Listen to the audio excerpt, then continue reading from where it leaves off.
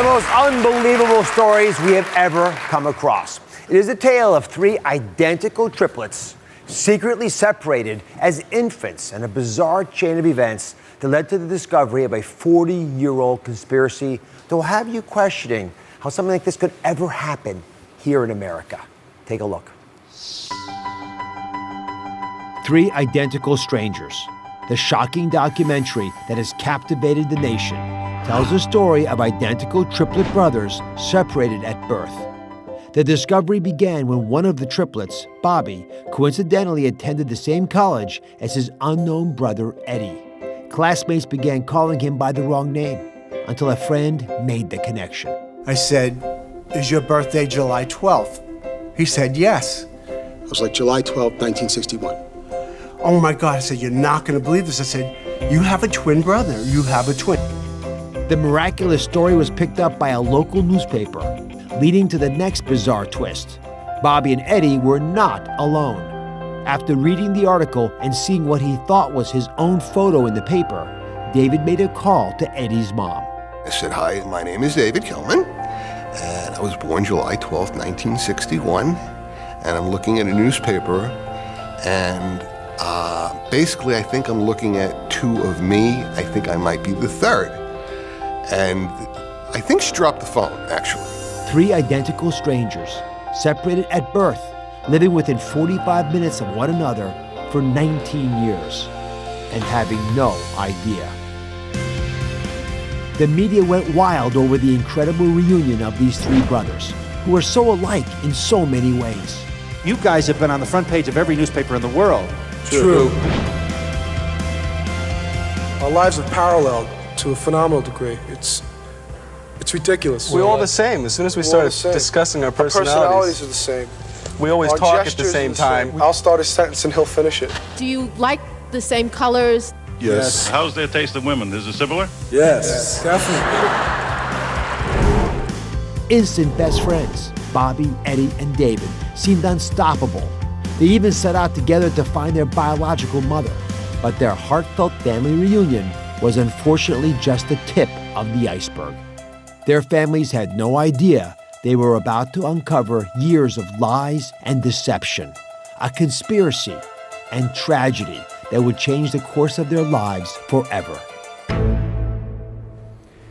Joining me now are two of the triplets, Bobby Shafran and David Kelman.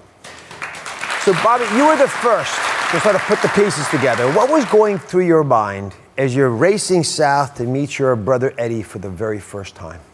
This was just an extension of this dream. This started with all this bizarre stuff at school, all these people calling me Eddie. And finally we made the phone call. Michael and I called him and confirmed our birthday, and like, okay, well, we'll make plans to meet in a week.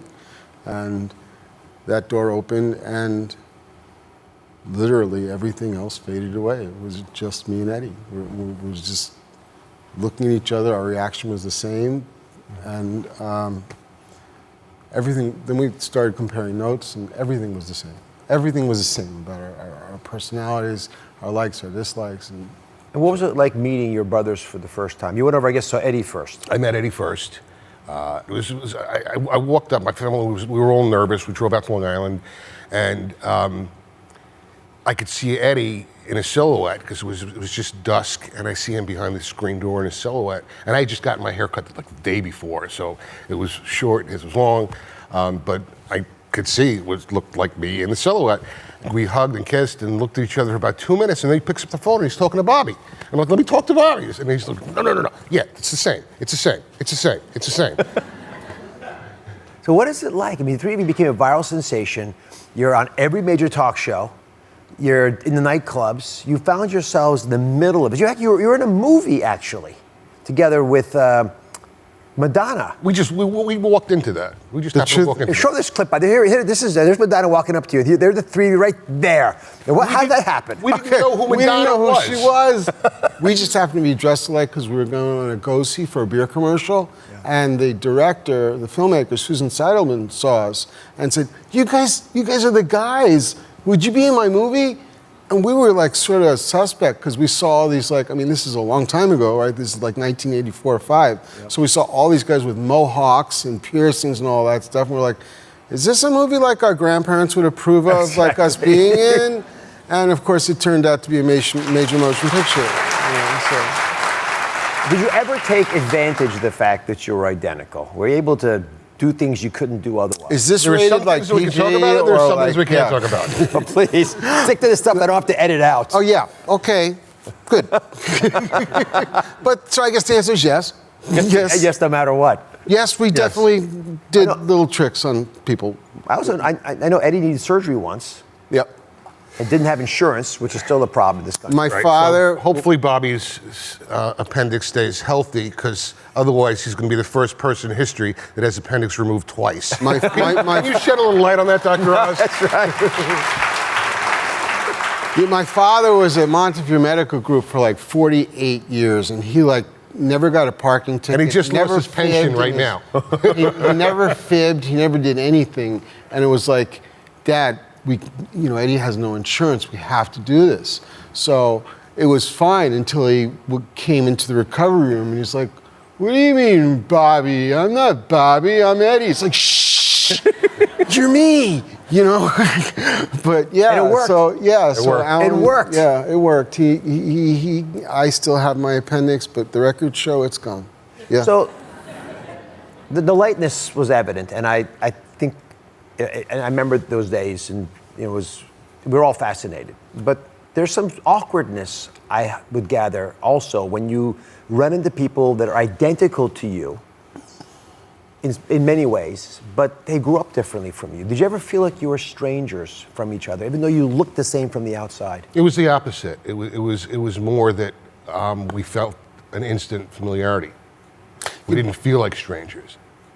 So you meet, you fall in love with each other after those years. How did your families react to this? These people had raised you thinking that you were unique. Your parents... At first, I think there was some humor there. I remember my mother laughing, saying, "See, didn't matter." Didn't matter how you were raised. Didn't matter at one point, but obviously it did. Immediately, our families were all happy for us, but they started comparing notes right away about childhood illnesses, childhood experiences, and childhood visits. We did it again. And that's when the conversation started getting a little serious. So when we come back, this is a fairy tale story, it seems, but it takes a dark turn when the brothers start to unravel a dark secret about their past, and they learn the real reason why they were separated at birth. We are back with Bobby and David, two of the identical triplets separated at birth to two different adopted families. And then, by a twist of fate, they were reunited after 19 years. So, David, your families wanted to know, as they should, what happened. That they had adopted you, you'd been identical siblings, but they didn't even know about the other siblings. So they went to the adoption agency to learn more. Well, I can go back just 10 seconds earlier. Bobby's father was a physician, so he speaks more like a physician than the average person. And when he called the adoption agency to confirm that Bobby and Eddie were twins, he didn't ask if they were twins. He asked, was my son a multiple birth baby? So they had to say yes. That's all they said. That's all they said was yes. And then when the headlines broke, we were in fact triplets, the adoption agency didn't call us. My mother called. And when they answered, whoever answered the phone said, hello, Mrs. Kelman, the director has been expecting your call. Ooh. And at that moment, they set up an appointment for 3 sets of parents to come into the agency to try to get an understanding of what had happened. So what they didn't know was that they weren't the only ones on the hunt for the truth. Lawrence Wright, a reporter for The New Yorker, had uncovered some telling truths about the adoption agency. It was called Louise Wise, that's the name of the agency. This is information that would flip the family's world upside down. Take a look. In the process of my research, I came across this obscure scientific article. It referenced this secret study in which identical siblings had been separated. I was shocked and intrigued. They were separating identical babies at birth for the purpose of this scientific experiment. And these babies had all come from one adoption agency in New York City. Adoptive parents should be told as much as is reasonable. Something was just not right. They were breaking open a bottle of champagne as if they had dodged a bullet. All of us were adopted from Louise Wise. Louise Wise. And these babies had all come from Louise Wise Services. We were a science experiment. These people split us up and studied us like lab rats. We didn't recognize this stuff until it was put in our face, until it was in newsprint. And I said, this is like Nazi. Lawrence Wright called me, and he told me all about the experiment. I mean, shocking even, I'm sure this many years later. What were they studying? What was going on? Well, the question was, going back a little further without going on a huge tangent, each family had an older sister placed. So they each had a sister there already. And each family was approached, and the question was, would you like another child? Of course. Well, there's just one thing. Your child is already, this baby is already enrolled in a study. We're just following the normal development of adopted children. Is it okay if we come and observe? Who would say no? They're giving us a baby. So, of course, was the answer that my parents gave, that David's parents gave, that Eddie's parents gave. So periodically, people would come to the house. I want you all to understand how duplicitous this was. And you touched on it, but I want to make it really clear. So this was the original picture we started the show off with. 3 siblings separated at birth, right? What they did was to put each of these 3 young children in a different environment so they could look at their upbringings, and they controlled every aspect of it, and then they studied it. For example, Eddy's father was a teacher. He lived in a middle-class neighborhood, genetically identical to David, except David's family was the least educated. They were blue-collar workers. And then Bobby's father was a doctor. Mother was an attorney. They were the most well-off. So genetically identical, right? But very different environments. In fact, they each had, as you heard, an older adopted sister. Those sisters were about the same age. How eerie this is. And what Lawrence had uncovered was that each of the triplets' lives and the variables within them had been predetermined. Their lives were one big experiment. What they were trying to find out was if you pit nature versus nurture, who wins? Now, in science, we don't experiment on real people without permission. It's immoral, it's unconscionable, it can have deep psychological effects. And it was unfair because none of you knew anything about it. And when I saw the documentary, it's what caught my attention, that we would ever, in any imagination, find this acceptable in this country. Yeah. But it does, because it happened, raise questions. For example, did you guys sense a sense of anxiety when you were separated growing up? Did you sense it again later on when you were together and then split apart? One example is just... Our parents would... Okay.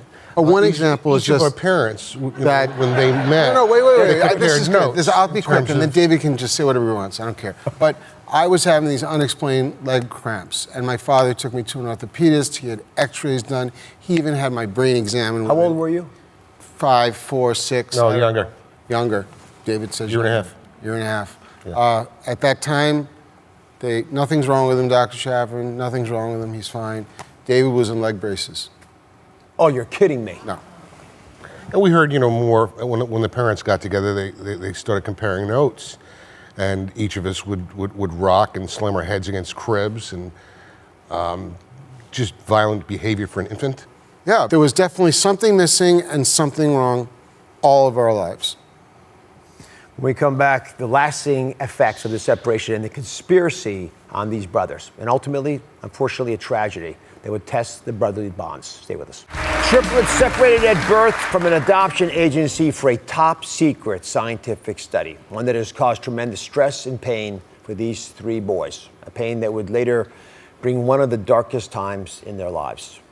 I have two of the triplets here because the third triplet, Eddy, is not, well, he took his own life. And I'm very sad to have to even say that. I know it still pains you deeply. I'd like to understand more about what was going on in all of your lives. I know, David, you started to see signs that Eddy wasn't well mentally. Yeah, well, I had left the restaurant. We had, we had been together for 7 years in the restaurant, just about, and just things came up between us. I ended up leaving. So David and Eddy were there, and then things started. David saw changes. David can tell you about it. David saw changes. There were changes. There was very, very, very large, very big mood swings. And we convinced him that he needed to get some help because it was serious. It wasn't just a question of counseling at that point. So he checked himself into the hospital. And when he came out, it seemed like things were getting better. It was a rocky road, but it seems like things were getting better. And then they weren't. Sometimes people say, why did somebody take their own life? And you can't really come up with a rational reason for like the ultimate irrational act. I mean, you just can't. You could say, well, what do you think? He was may sick. have been some of the He was not contributing well. factors, maybe. But he was ultimately he was sick. Lord knows how many times you've said this is a permanent solution to a temporary problem. Yeah. And it's just, he wasn't even 33, and his daughter wasn't even 3. And we miss him every moment of every day. It's just a big space where Eddy ought to be. Have either of you ever felt that sad? As sad as Eddy must have felt? I can't imagine how sad Eddy felt.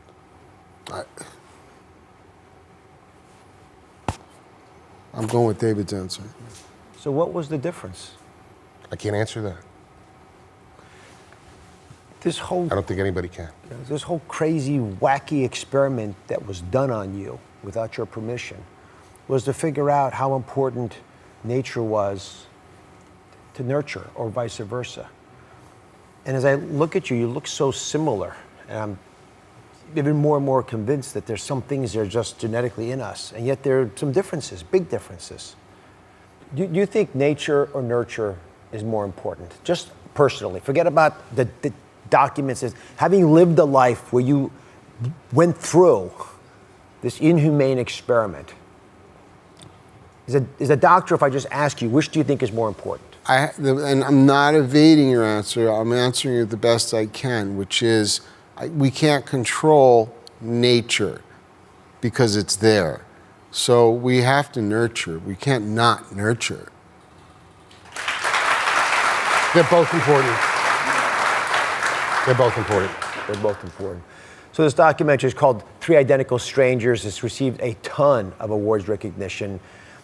Film festivals love it. I loved it. What do you hope comes out of this? What do you want America to learn from Well, the most important thing that's come out of it is Bobby and I have become much, much closer, and we've rebuilt our relationship. Good. And that's really the best that's come out of it. And that's the truth. That's good. Yeah. That's a big benefit. No, it is. We would say it's not like we wouldn't speak to each other. We're just not talking. That's what he would say. Right.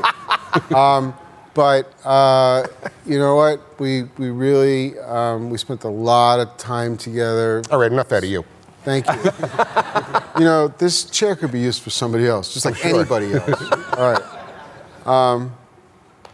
It really is. That's the excellent thing that came of it. The other thing is that there were other people that were involved in this study, and some of them were reunited. As a matter of fact, there were a set of girls that saw the film, did Ancestry.com or one of those things, and were reunited. And not only that, but the guy who made this film, Tim Wardle, who directed this film, filmed their reunion. He made a mini doc. You know what he called it? Two Identical Strangers. Two Identical Strangers. Of course, what else would you call it? Well, I have fallen in love with both of you. Congratulations and good luck. Three Identical Strangers is available now. It's everywhere. It's iTunes, Amazon, Blu-ray. It's also premiering on CNN on January 27th, so check it out. Thank you for watching. Don't forget to subscribe and turn on notifications so you never miss out on new videos to live the good life.